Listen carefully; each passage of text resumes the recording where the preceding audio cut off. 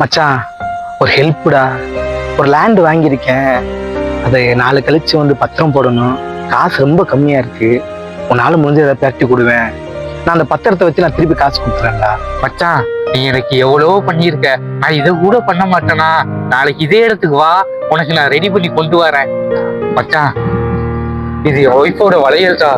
இதை வச்சு எவ்வளவு நீ வாங்க முடியுதோ வாங்கிக்கோடா. நீ ஒன்னால எப்ப திருப்பி கொடுக்க முடியுதோ அப்ப கொடு போதும். மச்சான், நான் உனக்கு எவ்வளோ ஹெல்ப் பண்ணியிருந்தாலும் ஆனா நீ எனக்கு பண்ண ஹெல்ப் ரொம்ப முக்கியமான ஹெல்ப்டா. மச்சான், பத்திரம் வைக்க லேட் ஆகுமா? நான் அடுத்த வாரம் நீ கொடுத்த வலையில நான் திருப்பி தரவா? மச்சான், ஹலோ ஹலோ. இந்தாங்க உங்க போனு. நொயின்னு அடிச்சுக்கிட்டே இருக்கு. ஏங்க, பீரோ கிளீன் பண்ணங்க, வலையில காணோம். நீங்க எதுவும் பாத்தீங்களா? இல்ல நான் எங்கேயாவது மறந்தாப்புல கழட்டி வச்சிட்டேனான்னு தெரியலங்க. நீ ஒழுங்கா தேடி பார்த்திருக்க மாட்டோமா? உள்ளதாமா இருக்கும் விடு. ஏங்க, லலித்னு ஒரு அண்ணே போன் பண்ணாங்க.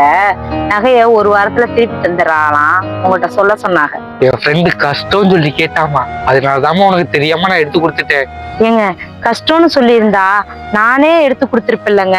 கூட கொஞ்சம் இந்த செயினே நம்ம கழட்டி கொடுத்துருக்கலாம்ல. ஏன்னா லலித் அண்ணே உங்களுக்கு எவ்வளவு ஹெல்ப் பண்ணிருக்காங்கன்னு எனக்கு தெரியுமுங்க. அண்ணனால எப்ப கொடுக்க முடியுதோ அப்ப நகையை கொடுக்கட்டுங்க. ஆனா நீங்க வாயை திறந்து மட்டும் கேட்டுறாதீங்க. என்கிட்ட இனிமே எதையும் மறைக்கணும் மட்டும் நினைக்காதீங்க.